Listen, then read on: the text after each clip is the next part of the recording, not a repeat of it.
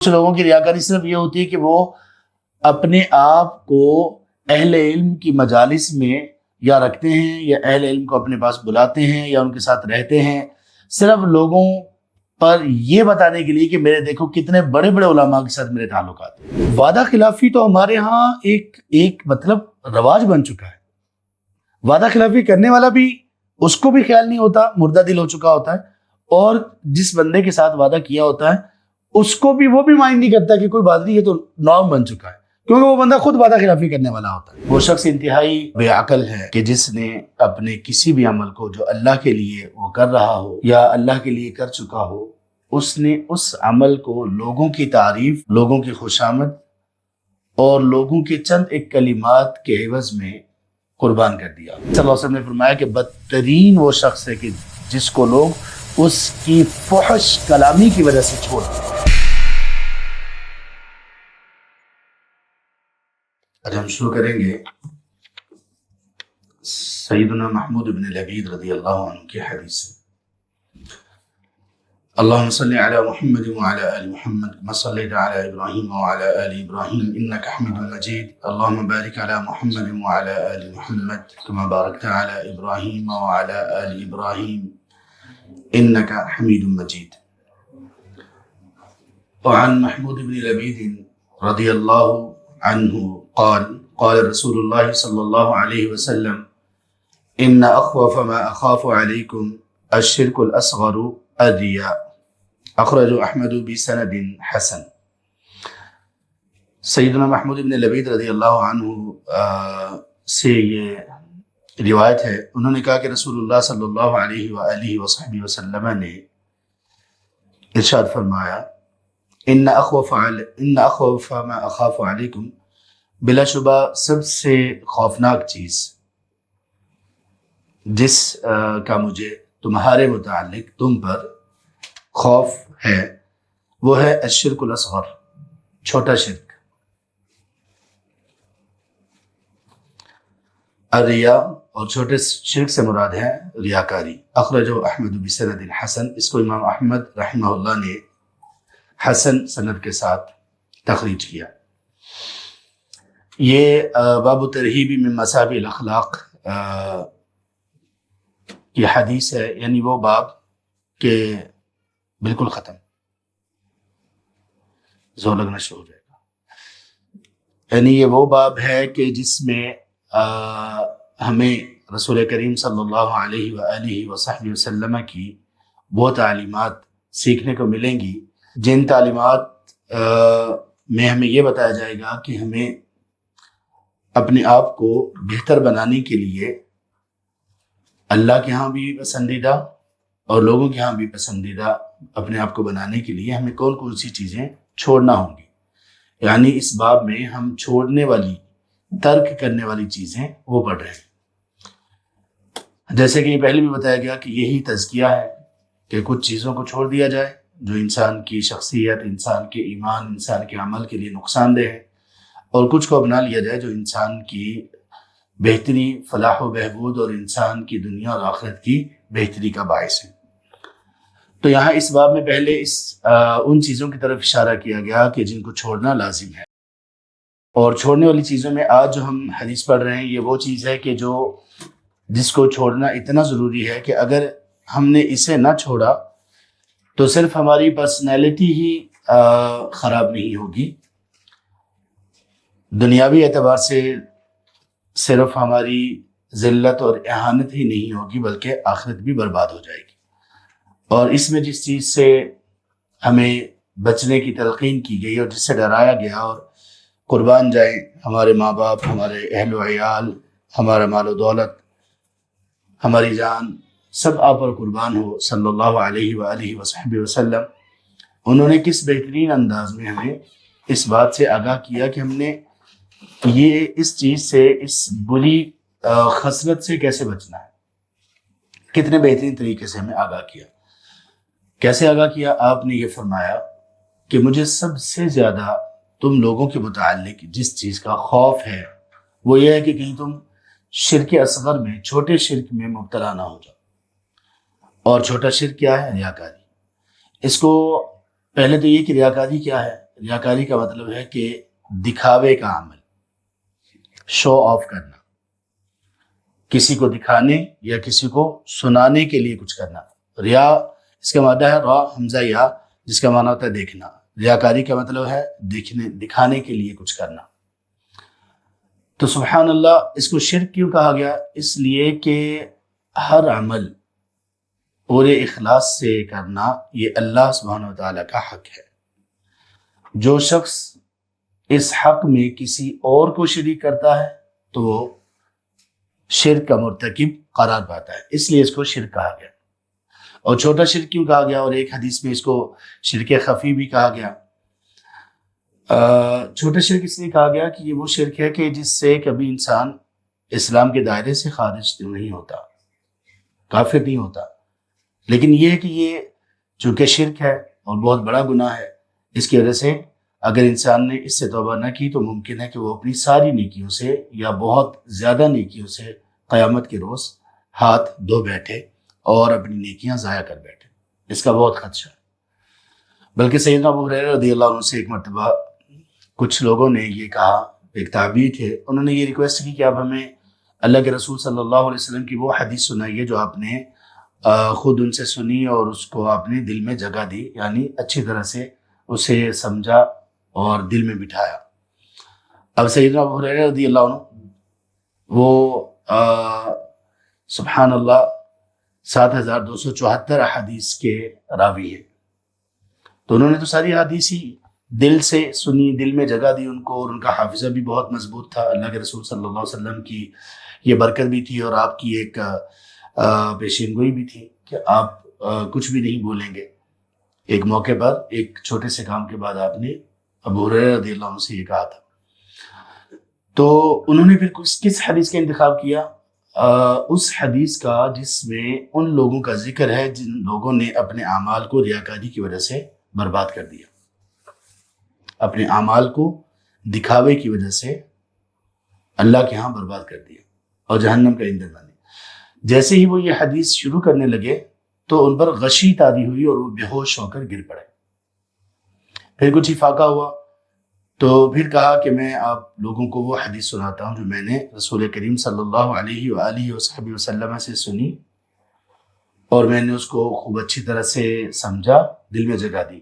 پھر وہ حدیث بیان کرنے لگے، پھر دوسری مرتبہ بے ہوش ہو کر گر پڑے۔ تو پھر افاقہ ہوا تو تیسری مرتبہ انہوں نے وہ حدیث سنائی، اور وہ حدیث یہ ہے کہ اللہ تعالیٰ قیامت کے دن سب سے پہلے جن 3 قسم کے لوگوں سے جہنم کی آگ کو بھڑکائیں گے، وہ 3 قسم کے لوگ، وہ کوئی کافر یا مشرک یا اسلام سے خارج یا اسلام جن لوگوں نے قبول ہی نہیں کیا وہ لوگ نہیں ہوں گے، بلکہ وہ مسلمان ہوں گے، اور مسلمانوں میں بھی وہ لوگ ہوں گے جن کے اعمال بہت ہی بڑے اسلام میں اعمال ہوں گے، انتہائی چوٹی کے اعمال ہوں گے۔ ایک ان میں شہید ہوگا، ایک ان میں سخی ہوگا، اور ایک ان میں عالم اور قاری ہوگا۔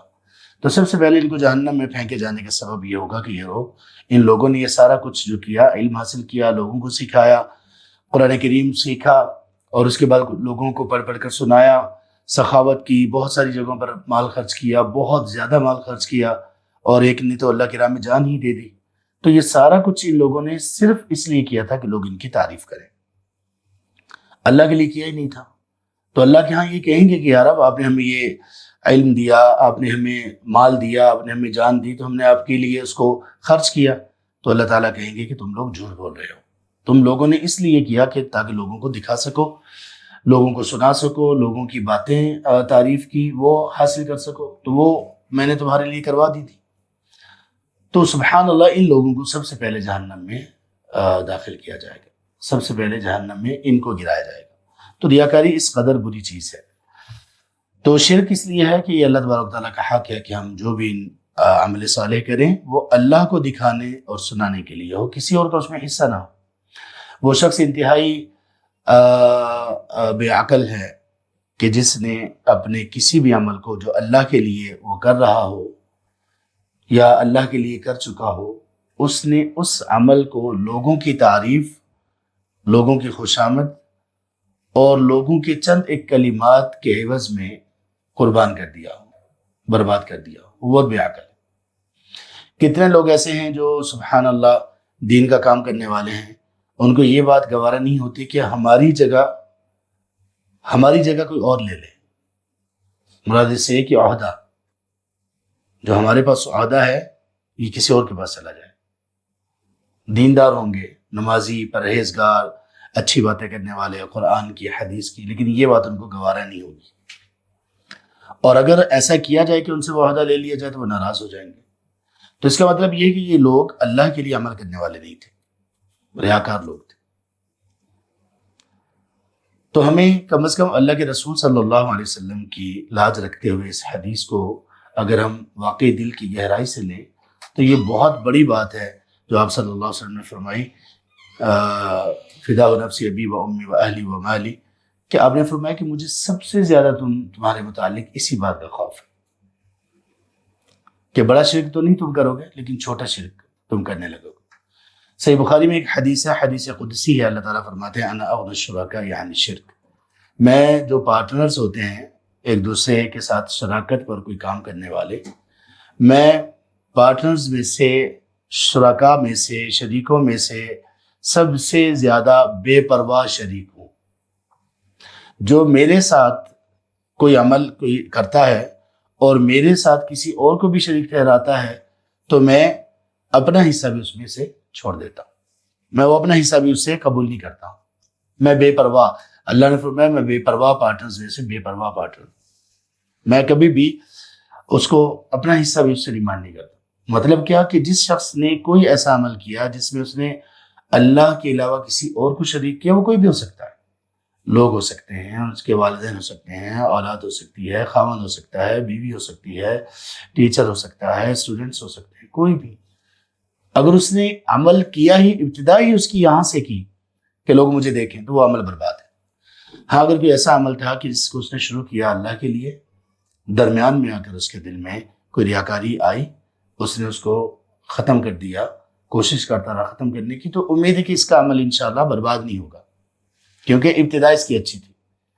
ہاں اگر اس نے ابتدا اچھی کی اور اس کے بعد پھر اس میں ریاکاری آئی اور ریاکاری کو اس نے ختم کرنے کی کوشش نہیں کی اور ختم نہیں کر سکا ریاکاری کو، تو پھر بھی اس کے عمل کے برباد ہونے کا خدشہ ہے۔ تو اس کا تعلق اصل میں، اس حدیث کا تعلق اصل میں نیت کے ساتھ ہے، اور نیت وہ چیز ہے کہ جس کا عمل، نیت وہ ہے کہ جس نیت کا کام عمل شروع ہونے سے پہلے بھی ہے، عمل کے دوران بھی ہے اور عمل کے بعد بھی ہے۔ عمل شروع ہونے سے پہلے نیت ہے اخلاص اور ارادہ، عمل کے دوران ہے نیت اخلاص، اور عمل کر لینے کے بعد بھی نیت یہ ہے کہ آدمی اپنے عمل کا ایسے ذکر کر کے اس کو برباد نہ کر دے کہ جس میں ریاکاری۔ تو یہ اس لیے بہت خطرناک ہے ہم سب کے لیے، جو خاص طور پر دین سے جڑے ہوئے لوگ ہیں، جو طلب علم سے جڑے ہوئے لوگ ہیں، جو دعوت سے جڑے ہوئے لوگ ہیں، ان کو تو اپنے دل کا اس معاملے میں بڑا ہی پہرا دینا چاہیے، بہت پہرا دینا چاہیے۔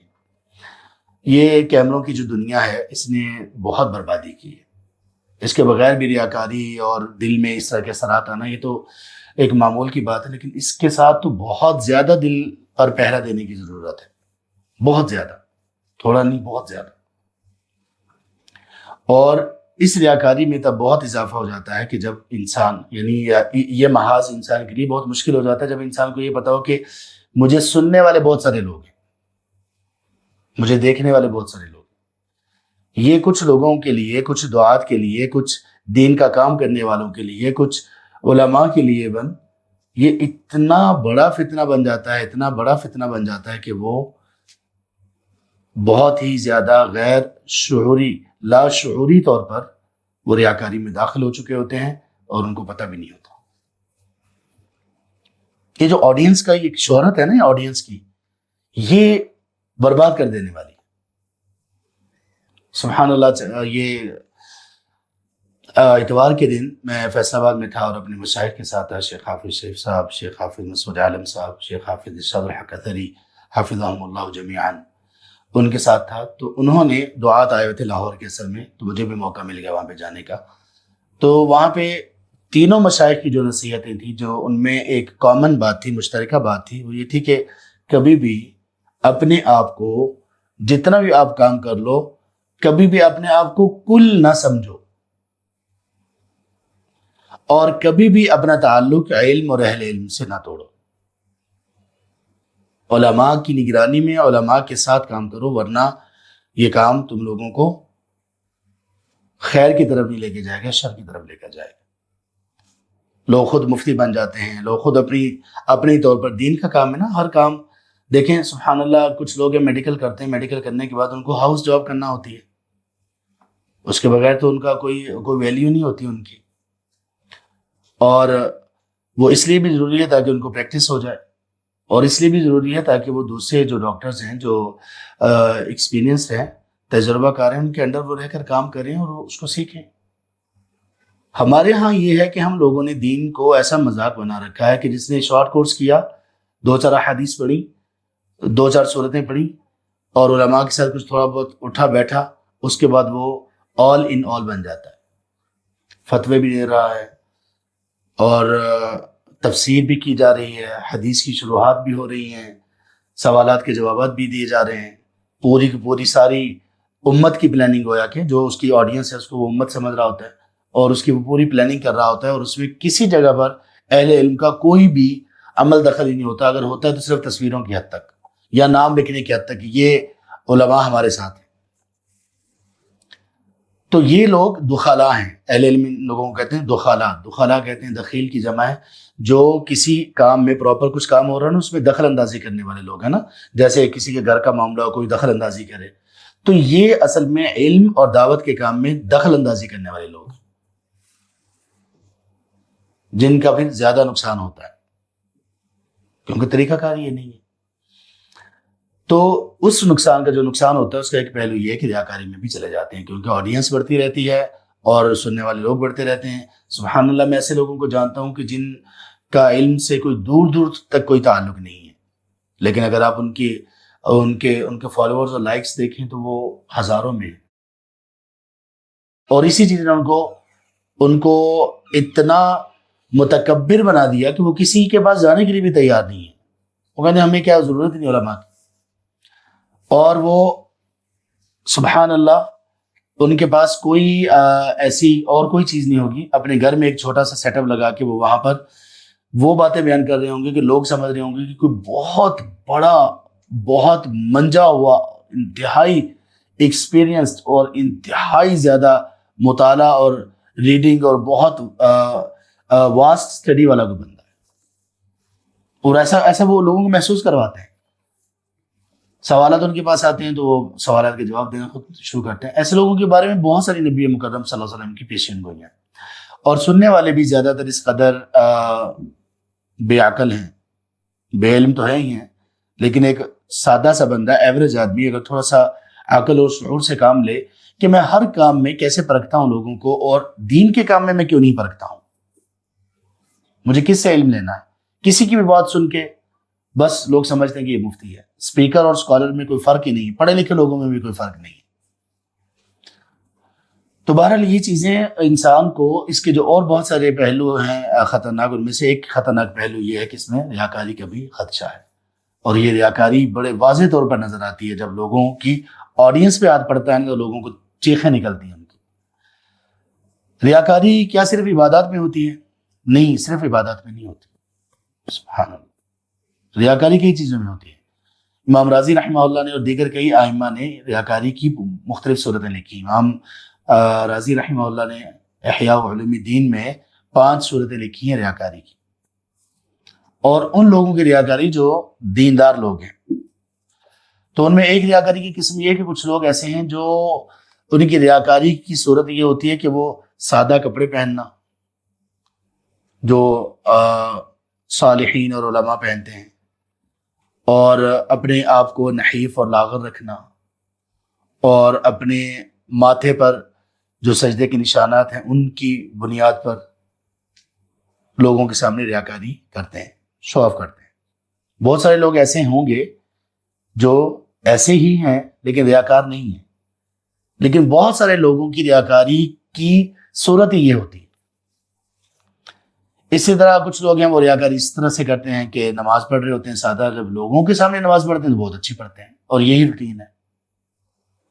خود اگر نماز پڑھتے ہیں نا ایسے پڑھتے ہیں، یوں، اور جب لوگوں کے ساتھ نماز پڑھتے ہیں تو بڑے آرام سے پڑھتے ہیں، ہمیشہ یہ ریاکار۔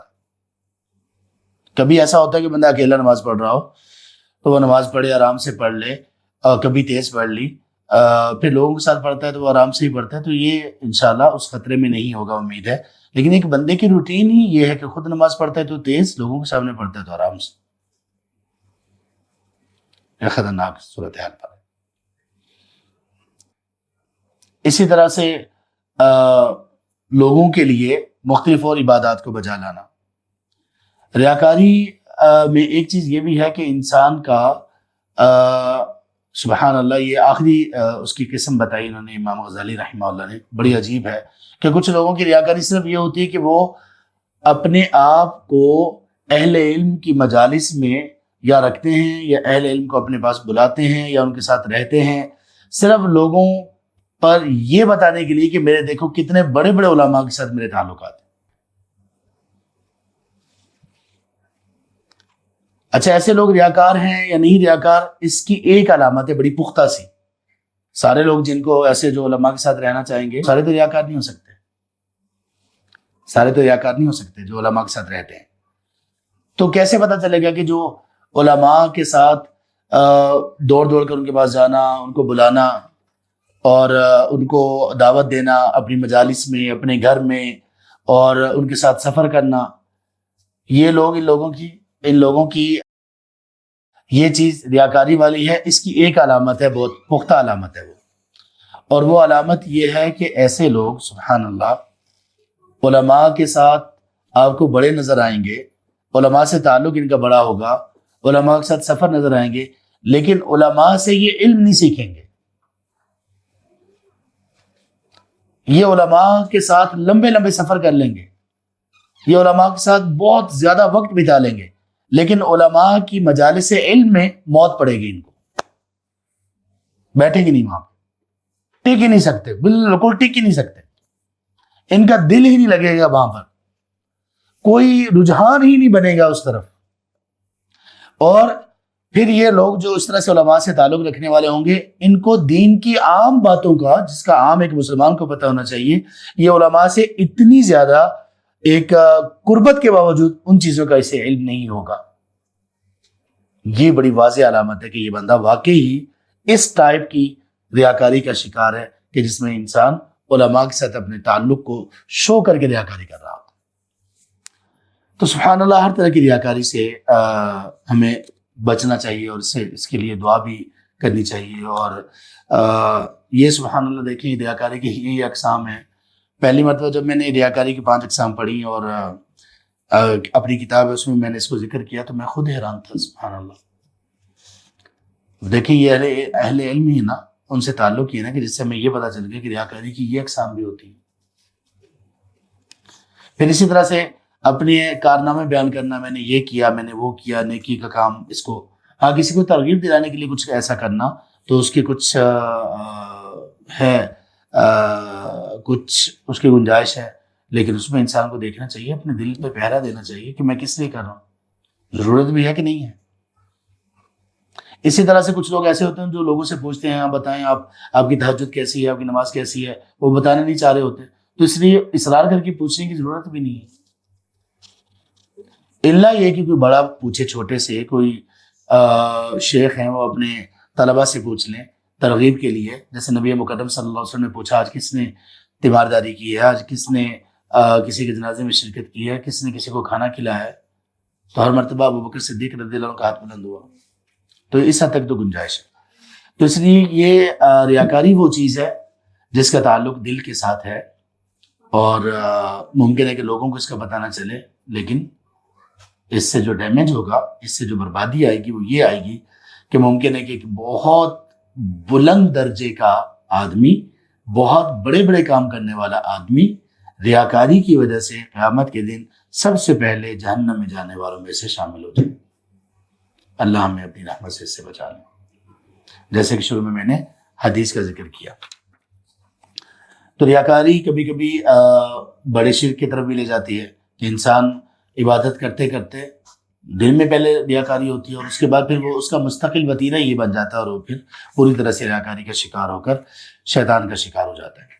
وعن ابی ہریرہ رضی اللہ عنہ قال قال رسول اللہ صلی اللہ علیہ وسلم سیدنا ابو ہریرہ رضی اللہ عنہ سے مروی ہے، انہوں نے کہا کہ رسول اللہ صلی اللہ علیہ وسلم نے فرمایا آیت المنافقی ثلاث، منافق کی 3 علامات ہیں، 3 نشانیاں ہیں۔ اذا حدث کذب، وہ جب بھی بات کرتا ہے تو جھوٹ بولتا ہے۔ کچھ نے ترجمہ کیا اذا حدث، جب وہ بات کرے جھوٹ بولے، مطلب ہے کہ جب بھی بات کرے یا زیادہ تر بات اس کی جھوٹ پر مبنی ہے۔ وَإِذَا وَعَدَ أَخْلَفَ، اور جب وہ وعدہ کرے تو وعدہ خلافی کرے، کمٹمنٹ کو پورا نہ کرے۔ وَإِذَا اؤْتُمِنَ خَانَ، اور جب اس کے پاس امانت رکھوائی جائے یا اس کو امین سمجھا جائے، امانت دار سمجھا جائے تو وہ خیانت کرے۔ متفق علیہ، اس حدیث کے صحیح ہونے پر امام بخاری امام مسلم رحمہ اللہ کا اتفاق ہے۔ وَلَهُمَا، اور امام بخاری اور امام مسلم رحمہ اللہ دونوں کی ہی روایات میں من حدیث عبداللہ بن عمر رضی اللہ عنہ کی حدیث میں ایک چوتھی علامت بھی ہے، اور وہ یہ ہے وَإِذَا خَاصَمَ فَجَرَ، جب اس کا کسی کے ساتھ جھگڑا ہو جائے تو وہ فجور کرے، گالی گلوچ کرے یا فجور کے کام کرے، گناہ کے کام کرے۔ وہ اس کا کیا مطلب آگے میں بتاتا ہوں۔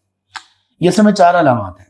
ایک حدیث میں تو آپ صلی اللہ علیہ وآلہ وصحبہ وسلم نے یہ ارشاد فرمایا کہ 4 خصلتیں ایسی ہیں من کن فیہ، جس میں وہ پائی گئی کان منافقا خالصا، وہ خالص منافق ہوگا، اور جس میں ان 4 میں سے ایک پائی گئی تو اس میں نفاق کی خصلت شمار ہوگی۔ بے شک جتنا مرضی وہ متقی ہو، بے شک جتنا مرضی نیک ہو، کچھ بھی کرتا ہو، اگر 4 میں سے کوئی ایک خصلت، ایک اس میں برائی، ایک علامت بھی پائے گی نفاق کی، تو اس کے بارے میں یہ لکھا جائے گا، یہ شمار کیا جائے گا، کاؤنٹ کیا جائے گا کہ یہ بندہ منافقین کی یہ علامت رکھتا ہے۔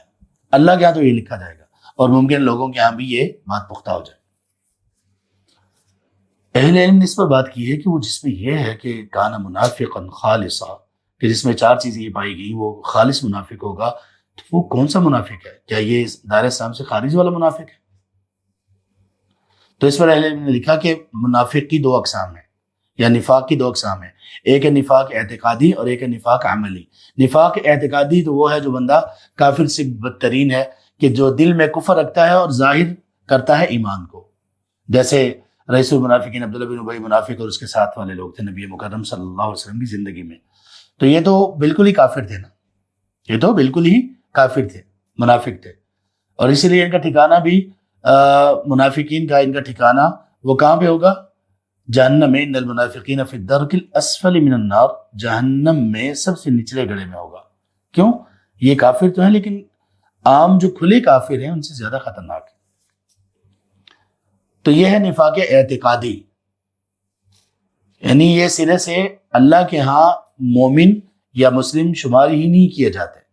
دوسرے ہیں منافق عملی یا نفاق عملی، اس کا مطلب یہ ہے کہ وہ دل میں تو ایمان ہے، ایمان تو سچائی کے ساتھ وہ قبول کر لیا ان لوگوں نے، اسلام میں داخل تو ہو گئے، لیکن ان کے اعمال بہت سارے ایسے ہیں کہ جو نفاق والے ہیں، لوگوں کو دکھانے کے لیے۔ تو یہ منافق ہے عملی۔ تو آپ صلی اللہ علیہ وآلہ وصحبہ وسلم نے جو فرمایا کہ یہ 4 خصلتیں جس میں پائے گی وہ خالص منافق ہوگا، یعنی وہ خالص عملی منافق ہوگا، اور کچھ بعید نہیں کہ یہ اس کا عملی نفاق، اس کا یہ عملی نفاق اعتقادی نفاق تک جا پہنچے اور بربادی ہو جائے اس کی، بالکل اسلام سے نکل جائے، یہ بھی ممکن۔ آپ لوگوں میں سے آپ جو سب مجھے سن رہے ہیں اور میں بھی آپ کو سنا رہا ہوں، اللہ کے لیے بس یہ 4 چیزیں اگر زندگی میں ان سے پرہیز کر لو، آپ سمجھ لیں کہ آپ کی پرسنالٹی بھی ڈیولپ ہو گئی، آپ کی شخصیت کی تعمیر بھی ہو گئی، آپ اللہ کے ہاں بھی پسندیدہ ہیں، آپ لوگوں کے ہاں بھی پسندیدہ ہیں، آپ کا جسم بھی پاک، آپ کی روح بھی پاک، آپ کی یہ دنیا بھی بہت ہی خوشحال اور وہ دنیا بھی خوشحال، اگر ان 4 چیزوں پر عمل کر لیا جائے۔ سب سے پہلی چیز ہے اذا حدث کذب، جھوٹ اس قدر خطرناک ہے کہ افراد، معاشرے، گھرانے، خاندان، ملک سب برباد ہوئے جھوٹ کی وجہ سے۔ ہم نے کہا کہ منافقین میں سب سے بدترین، یعنی کفار میں سب سے بدترین وہ لوگ ہیں جو دل میں کفر رکھتے ہیں اور ظاہر پر ایمان کو رکھتے ہیں، یہ منافق جن کو ہم کہتے ہیں اعتقادی منافق، یہ کفار سے بھی بدترین ہے، کفار سے بھی یہ لوگ بدترین ہیں۔ اللہ تعالیٰ نے قرآن کریم میں اور نبی مکرم صلی اللہ علیہ وسلم نے احادیث مبارکہ میں ان کی علامات کوئی 60 کے قریب علامات بیان کی ہیں، لیکن جب ان کے انجام کا ذکر ہوا تو صرف ایک علامت کا ریفرنس دیا گیا۔ سورۃ البقرہ کی آیت نمبر 10 میں اللہ نے فرمایا وَلَهُمْ عَذَابٌ أَلِيمٌ بِمَا كَانُوا يَكْذِبُونَ، ان کے لیے دردناک عذاب ہے، کیوں؟ جھوٹ بولتے تھے، عالم وعدہ خلافی بھی کرتے تھے، گالی گلوچ بھی کرتے تھے، نمازیں تیز پڑھتے تھے، اللہ کا ذکر کم کرتے تھے، وغیرہ وغیرہ۔ لیکن ان 60 کے قریب علامات میں سے ایک علامت کا ریفرنس دیا گیا، ایک علامت کو ان کے انجام کا سبب گردانا گیا، اور وہ ہے جھوٹ۔ یہ بات لکھ لیجئے اپنے پاس، جس شخص کو جھوٹ بولتے ہوئے شرم محسوس نہ ہو، اس بندے سے کسی بھی گناہ کی توقع کی جا سکتی ہے، کسی بھی گناہ کی، جس کو جھوٹ بولتے ہوئے کوئی شرم بھی محسوس نہ ہو۔ اور پھر جو بندہ جھوٹ 2 3 4 مرتبہ جھوٹ بولتا ہوا جب اس کو پایا گیا تو اس کا مطلب یہ کہ وہ جھوٹا قرار دے دیا جائے گا۔ حدیث میں بھی یہ ہے، صحیح بخاری میں نبی مکرم صلی اللہ علیہ وسلم نے فرمایا کہ ایاکم الکذب، دیکھو جھوٹ سے بچ جاؤ، کیونکہ جھوٹ یہ فجور اور گناہ کے راستے پر چلاتا ہے، اور گناہ کا راستہ انسان کو جہنم کی راہ پر چلاتا ہے۔ اور پھر کہا لا یزال الرجل یکذب، ہمیشہ آدمی جب جھوٹ بولتا ہے وہ یتحری الکذب، اور جھوٹ کو تلاش کرتا ہے۔ کیا مطلب؟ جہاں جھوٹ بولنے کی ضرورت نہیں بھی ہوتی نا، جھوٹ نہیں بولے گا بندہ کوئی مسئلہ نہیں ہوگا، وہاں پر بھی جھوٹ بولتا ہے۔ حتی یکتب عند اللہ کذابا، ایسا شخص اللہ کے ہاں کذاب لکھ دیا جاتا ہے، کذاب، بہت جھوٹا۔ اس کے بعد اگر ایک بھی سچ بھی بول لیتا ہے نا تو کوئی فرق نہیں پڑتا، اللہ کے ہاں جھوٹا ہی ہے۔ ہاں وہ بندہ جس کے سچ ہی سچ ہیں، کبھی اس سے جھوٹ بولا گیا تو اللہ کے ہاں انشاءاللہ وہ سچا ہی ہے، تلاش کر کر کے وہ سچ بولتا ہے، جہاں پہ اس کو معلوم ہے کہ سچ نام بھی بولوں تو کوئی مسئلہ نہیں، وہاں پر بھی وہ سچ بولتا ہے، تو اللہ تعالیٰ کے ہاں یہ صدیق لکھا جاتا ہے۔ اور سبحان اللہ، اسی پیمانے پر آپ دیکھیں یہ سچائی کتنی بڑی چیز ہے اور جھوٹ کتنی خطرناک چیز ہے، اسی ایک پیمانے پر اہل علم نے روایت حدیث کے لیے روات کو، نریٹرز کو، راویوں کو پرکھا، جس سے جھوٹ بولنا ثابت ہو گیا اس کی روایت قابل قبول تھی نہیں اہل علم میں، متفق طور پر۔ اور جس پر جھوٹ کی تہمت لگی، ثابت نہیں ہوا، ایک ایسا شخص، ایسا راوی جو حدیث کو روایت کرنے والا ہے، جھوٹ اس پر ثابت نہیں ہوا لیکن جھوٹ کی تہمت اس پر لگی ہے، ایسے شخص سے بھی روایت لیتے ہوئے اہل علم کتراتے تھے۔ اللہ اکبر۔ ہم دیکھ لیں کہ ہم کہاں پہ کھڑے ہیں، ہماری سچائی کا کیا مقام و مرتبہ ہے، اور جھوٹ ہم میں کہاں تک سرایت کر چکا، ہم خود دیکھ لیں۔ اس لیے میں آپ سب کو یہ نصیحت کرتا ہوں، خود کو بھی، آپ سب کو بھی، یہاں پہ بھائی ہیں، ہمیں سننے والی بہنیں ہیں بہت ساری، اللہ کے لیے جھوٹ سے اپنے آپ کو بچا لیں۔ جھوٹ بولنے والا شخص بزدل ہوتا ہے، سچ بولنے والا شخص بہادر ہوتا ہے۔ جھوٹ بولنے والا شخص اپنا سامنا بھی نہیں کر سکتا، سچ بولنے والا شخص ظاہر اور باطن میں، تنہائی میں اور لوگوں کے سامنے ایک ہوتا ہے۔ جھوٹ بولنے والا شخص چھپتا پھرتا ہے، چھپتا پھرتا کہ لوگوں کو پتہ نہ چل جائے۔ سچ بولنے والا شخص سینہ تان کر، کھل کر سب کے سامنے چلتا ہے۔ جھوٹ بولنے والے شخص کو دل کی تنگی ہمیشہ اس کا سامنا رہتا ہے، اور سچ بولنے والا شخص کشادہ ہوتا ہے۔ جھوٹ بولنے والے شخص پہ راحتیں بھی آئیں، آسانیاں بھی آئیں، تب بھی وہ عذاب میں مبتلا ہوتا ہے، اور سچ بولنے والے شخص پہ پریشانیاں، مصیبتیں کچھ بھی آئے تب بھی وہ بالکل دل کی وسعت پر ہوتا ہے۔ اللہ اکبر، کتنا عام کر دیا گیا ہمارے ہاں، جھوٹ ہمیں ہر جگہ پر سکھایا گیا۔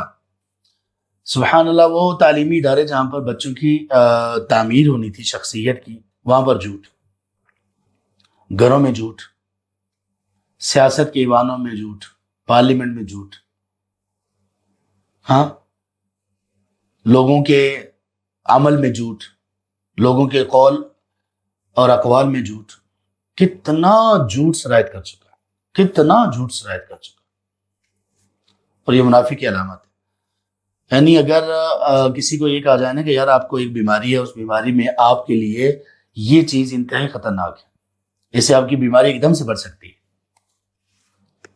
کوئی سیریس بیماری ہو، کسی کو دل کا عارضہ ہو اللہ نہ کرے، کسی کو سانس کا عارضہ ہو، کسی کو اور اسی طرح کوئی اور ڈیمیج کرنے والی بیماری ہو، اس کو کہا جائے کہ دیکھو یہ جو چیز ہے نا ایک، اس سے آپ کی بیماری ٹریگر ہوگی، تو وہ اس سے بہت زیادہ بچتا ہے۔ ایک مومن کے لیے اس کی روح کو تار تار کرنے کے لیے، اس کے عمل کو برباد کرنے کے لیے جھوٹ سے خطرناک کوئی اور چیز نہیں۔ دوسری علامت یہ ہے کہ وَإِذَا وَعَدَ أَخْلَفَ، اور سبحان اللہ ہمارے استاد محترم لکھتے ہیں حافظ عبدالسلام بن محمد رحمہ اللہ، اللہ ان کو اپنی رحمتوں میں اور اپنی وسیع جنتوں میں رکھے، اور اللہ تعالیٰ کروڑوں رحمتیں ان پر نازل کرے اور ہمیں بہترین صدقہ جاریہ ان کے لیے بنائے۔ وہ لکھتے ہیں کہ اگر اس حدیث پر غور کیا جائے تو اس میں جو چاروں کی چاروں خصلتیں ہیں ان میں بنیاد جھوٹ ہی ہے، شکلیں مختلف ہیں سارے جھوٹ ہی۔ وہ بندہ جو وعدہ خلافی کرتا ہے اصل میں جھوٹ بولتا ہے، اصل میں ہے یہ بھی جھوٹا ہے، یعنی اصل جھوٹ ہے، اس لیے اللہ تعالیٰ نے دیکھے وَلَهُمْ عَذَابٌ أَلِيمٌ بِمَا كَانُوا يَكْذِبُونَ۔ اچھا وعدہ خلافی کیا ہے؟ وعدہ خلافی تو ہمارے ہاں ایک مطلب رواج بن چکا ہے۔ وعدہ خلافی کرنے والا بھی، اس کو بھی خیال نہیں ہوتا، مردہ دل ہو چکا ہوتا ہے، اور جس بندے کے ساتھ وعدہ کیا ہوتا ہے اس کو بھی وہ بھی مائنڈ نہیں کرتا کہ کوئی بات نہیں، یہ تو نارم بن چکا ہے، کیونکہ وہ بندہ خود وعدہ خلافی کرنے والا ہوتا ہے۔ وعدہ خلافی ہوتی کیا ہے؟ پہلے اس بات کو ذہن میں رکھیے کہ ایک ہوتا ہے وعدہ، ایک ہوتا ہے ارادہ، اس کا فرق ضرور کیجئے۔ ہم سے کوئی کہتا ہے کہ آپ ہمارے پاس تشریف لائیے، ہم کہتے ہیں کہ انشاءاللہ آئیں گے، تو وہ کہتا ہے آپ نے وعدہ کیا تھا آئے نہیں بھائی، یہ وعدہ نہیں، یہ تو ارادہ ہے۔ کوئی ہم سے کہے کہ آپ یہ کام کریں گے، ہم کہیں گے انشاءاللہ کریں گے، یہ وعدہ نہیں ہے، یہ ارادہ ہے۔ ارادوں کو وعدے کا نام نہ دو۔ کسی سے آپ نے پوچھا کہ آپ یہ چیز لیں گے یا آپ مجھے یہ چیز دیں گے، تو وہ کہتا ہے ہاں انشاءاللہ دیکھ لیں گے، یا آپ آ جائیں دیکھ لیں گے، یا کوئی بندہ یہ کہتا ہے کہ آپ ہمارے پاس بھی تشریف لائیں، تو وہ بندہ کہتا ہے کہ جی انشاءاللہ آئیں گے۔ تو یہ آئیں گے وعدہ نہیں ہو گیا، یہ ارادہ ہے۔ وعدہ کیا ہے؟ وعدہ یہ ہے کہ آپ کسی سے کہیں کہ آپ ہمارے پاس تشریف لائیں، کب لائیں گے؟ میں اس دن آؤں گا، یہ وعدہ ہو گیا، یہ کمٹمنٹ ہے۔ تو کمٹمنٹ کا جو پورا کرنے والا ہے نا، دیکھیں میں آپ سب کے کہتا ہوں، جو تو مرد حضرات ہیں نا، ان کسی مرد کی مردانگی کمٹمنٹ کو پورا کیے بغیر نہیں ہے۔ اس میں یہ ایک نقص ہے، مردانہ نقص ہے اس میں، جو بندہ کمٹمنٹ کو پورا نہیں کرتا، جو بندہ جھوٹا ہے۔ اور خواتین اگر کمٹمنٹ کو پورا نہیں کرتی تو ان میں یہ ایک ایمانی فالٹ اور نقص ہے۔ مومن کی جو زبان ہے نا، وہ بہت بہت ورث رکھتی ہے۔ آپ نے بے شک ارادہ کے طور پر بھی کوئی بات کہی ہو، اس کا بھی پاس رکھیں۔ کمی کوتاہی ہو جاتی ہے، انسان بھول بھی جاتا ہے، انسان لیٹ بھی ہو جاتا ہے، انسان سے واقعی کمی بھی ہو جاتی ہے، لیکن آدمی عادت ہی یہ بنا لے کہ کوئی کمٹمنٹ پوری نہ کرے، اللہ کے لیے یہ نہ کرے۔ نسلوں کو بھی اس پر نہ لگائیں۔ ہم اگر ایسے ہوں گے، ہماری نسلیں بھی ایسی ہوں گی۔ اپنے بچوں کو، اپنی نسلوں کو کمٹمنٹ کا پاس کرنے والا، وعدے کا پاس کرنے والا بنائیں کہ وعدہ ہو گیا تو بس۔ ہماری تاریخ اسلامی تو بھری پڑی ہے ایسے سبحان اللہ واقعات سے کہ جس میں لوگوں نے بڑی بڑی قیمتیں، بہت بڑے بڑے نقصانات کر دیے صرف اس وجہ سے کہ اپنے وعدے کو پورا کرنے کے لیے، اپنی کمٹمنٹ کو پورا کرنے کے لیے، اپنی کمٹمنٹس کو پورا کریں۔ اچھا، کمٹمنٹ کو پورا کرنے میں ایک اور چیز بھی ہے، میں اس کا ذکر کرتا جاؤں۔ وہ بڑی عجیب سی صورتحال ہے۔ جیسے کوئی شخص ہے نا، خطبہ جمعہ پڑھاتا ہے، اور جمعہ پڑھانے والا جو شخص ہے اس کے پاس یہ اختیار ہے کہ وہ خطبہ کو تھوڑا سا لمبا کر لے، تھوڑا سا کم کر لے، اس کے پاس اختیار ہے۔ اور اگر اس نے پہلے سے ٹائم لے کے لگایا ہوا ہوتا ہے کہ اتنے بجے خطبہ ہوگا، تو اس کو اسی کے مطابق ہی اپنا ختم کر لینا چاہیے۔ لیکن اگر کبھی وہ اس سے تھوڑا سا تجاوز کر لیتا ہے تو اس میں کوئی ایشو کی بات نہیں ہے۔ یہ صرف ایک جگہ پہ یہاں پہ نہیں ہوتا، یہ تو ہر جگہ پر ایک وقت جو دیا جاتا ہے، کسی وجہ سے بات پوری نہیں ہو سکی، بات تھوڑی سی اور زیادہ اہم ہے، یا کوئی اور وجہ ہو گئی، تھوڑا سا لیٹ ہو گئی، میٹنگز میں بندہ لیٹ ہو جاتا ہے، ولیمے لیٹ ہو جاتے ہیں لوگوں کے، اس میں بھی ٹائم لکھا ہوا ہوتا ہے نا۔ کبھی کسی نے کہا کہ آپ نے اس کے اوپر جو ہے نا وہ پورا نہیں اترے. ہاں اس میں تو بلا وجہ لیٹ کرنا بھی ٹھیک نہیں ہے. خیر ولیمے کی تو مثال خطبے کے ساتھ نہیں دی جا سکتی. خطبے میں تو وہ جو خطیب ہے وہ اس کے پاس اختیار ہے, اسلام کی طرف سے اس کے پاس اختیار ہے. ہاں اتنا وہ لیٹ نہ کرے کہ جس کی وجہ سے وہ تاخیر ہو جائے, اور کوشش یہ کرنی چاہیے کہ جو وقت ہے اسی وقت پر وہ ختم کر لے. لیکن یہ ایسا وہ نہیں, آپ یہ سمجھ لیں کہ وہ جو وقت لکھ رکھا ہوتا ہے وہ ارادے کے طور پر لکھ رکھا ہوتا ہے. لیکن اگر کوئی اس کو پورا کر لے, خاص طور پر ان جگہوں پر جہاں پر لوگوں کا معاملہ اس طرح سے ہے کہ وہ ان کی آگے کمٹمنٹس ہو سکتی ہیں, کچھ ایسا ہو سکتا ہے, تو پھر اسے پورا ہی کرنا چاہیے. اور دوسرا یہ کہ اگر اس کو جو وقت طے کر رکھا ہے اسی میں ہی اگر پورا کیا جائے تو زیادہ اس میں فوائد معلوم ہوتے ہیں. لیکن اگر کبھی کوئی بات اونچ نیچ ہو جائے اس میں کوئی حرج کی بات نہیں ہے. دین ہے نا, کلاسز ہے نا, کلاسز میں تو اس طرح کی اونچ نیچ ہو جاتی ہے. جمعہ ایک پوری ایک کلاس ہے. جمعے میں آپ طلب علم کے لیے آتے ہیں. جمعے میں آپ کوئی مطلب ایسے نہیں آتے کہ آپ کہیں کہ نہیں جی میرا تو بہت ہی ایک اسپیسیفک ٹائم ہے, اس سے تو 1 منٹ اوپر نیچے ہو گیا تو وہ مسئلہ ہوگا. ایسا نہیں ہوتا. جیسے امام ہے, اب کوئی امام یہ نہیں کہہ سکتا نا کہ میں جماعت کتنی دیر میں کرواؤں گا. جماعت کھڑی کرنے کے تو ٹائم لوگ بتاتے ہیں, جماعت اتنی دیر میں ختم کر دوں گا, کوئی بتاتا ہے؟ ایک بندہ وہ 7-8 منٹ میں نماز پڑھاتا ہے, ایک بندہ اگر 20 منٹ لگا لے تو اس لیے اس میں کچھ تھوڑا سا گنجائش ہمیں بھی رکھنی چاہیے. اور البتہ یہ ہے کہ جو نصیحت کرنے والے لوگ, جمعہ خطبہ دینے والے لوگ, ان سب کو یہ چاہیے کہ اپنے اپنے وقت پر وہ ختم کر دیں. وَإِذَا اؤْتُمِنَ خَانَ, تیسری علامت یہ ہے کہ جب اس کو امین سمجھا جائے تو وہ خیانت کرے. اس میں ایک تو عام خیانت ہے.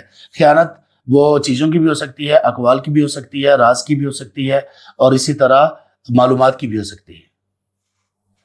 راز اور معلومات تقریباً ایک چیز ہوتی ہے. آپ صلی اللہ علیہ وسلم کی ایک حدیث ہے کہ جب آپ سے کوئی بات کرے اور ادھر ادھر دیکھے تو وہ سمجھ لے کہ امانت ہے بات. لوگوں کی نا, آدمی کے وسیع القلب ہونے کی علامت کیا ہے کہ آدمی لوگوں کی باتیں اپنے دل میں رکھے. اور جو بندہ اپنی بات, ایک کی بات مطلب دل میں رکھ ہی نہیں سکتا, جو امانتیں وہ بھی نہیں رکھتا اور آگے پہنچا دیتا ہے, یہ بندہ خائن بھی ہے اور یہ بندہ کم ظرف بھی ہے اور تنگ دل بھی ہے, اور منافق کی ایک علامت بھی ہے اس میں. اب امانتیں ہمارے پاس کیا کیا ہیں؟ امانتیں ہر چیز امانت ہے. زندگی امانت ہے, وقت امانت ہے, جوانی امانت ہے, صلاحیتیں امانت ہیں, سب چیزیں امانت ہیں. ان میں سے کسی میں بھی خیانت نہیں کرنی چاہیے. یہاں پہ جو خیانت مراد ہے وہ یہ ہے کہ آدمی کا, آپ کے پاس اگر کسی کا راز ہے, آپ کے پاس کسی کی کوئی امانت ہے, آپ اس میں جان بوجھ کر خیانت کریں. آپ کو کسی نے کوئی مثال کے طور پر امانت کے طور پر گاڑی دی ہوئی ہے, آپ اس کا خیال ہی نہ کریں. کوئی اور اس طرح کی چیز ہے استعمال کے قابل ہے, آپ کو اس نے کہا کہ آپ استعمال کر لیں, لیکن آپ اس کا اچھی طرح سے استعمال نہ کریں, رف استعمال کریں. جیسے رینٹ کی گاڑیاں ہوتی ہیں, رینٹ کی گاڑیاں تو لوگ ایسے یعنی حق سمجھ کر ان کو برباد کرتے ہیں.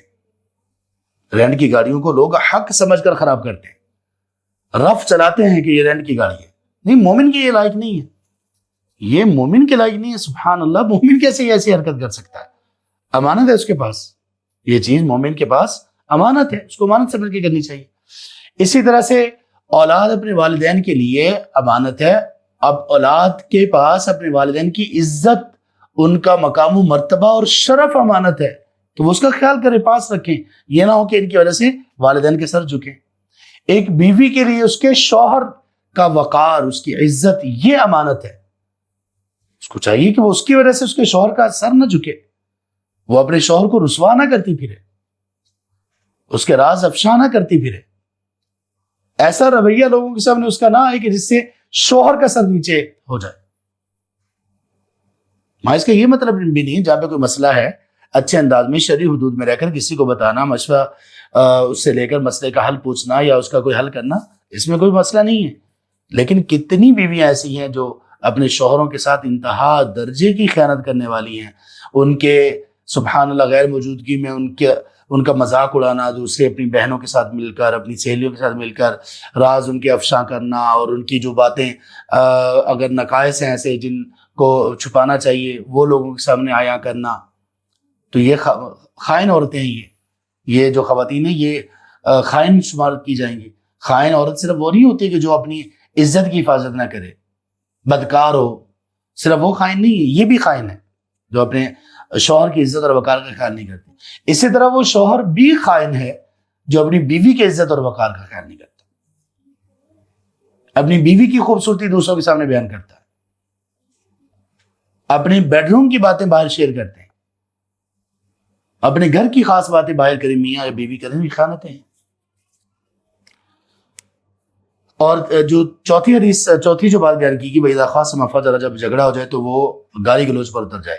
اب فاجرہ کے دو معنی ہیں۔ خاصمہ کا مطلب ہے مخاصمت، اختلاف، لین دین میں کوئی لڑائی جھگڑا کسی بھی طرح کا ہو جاتا ہے نا، کسی نے کسی سے کوئی چیز دی، کوئی اگریمنٹ کیا، اس میں کوئی معاملہ ہو گیا، اس نے کہا اتنے پیسے تھے، اس نے کہا نہیں اتنے پیسے تھے، ایسا ہو سکتا ہے نا۔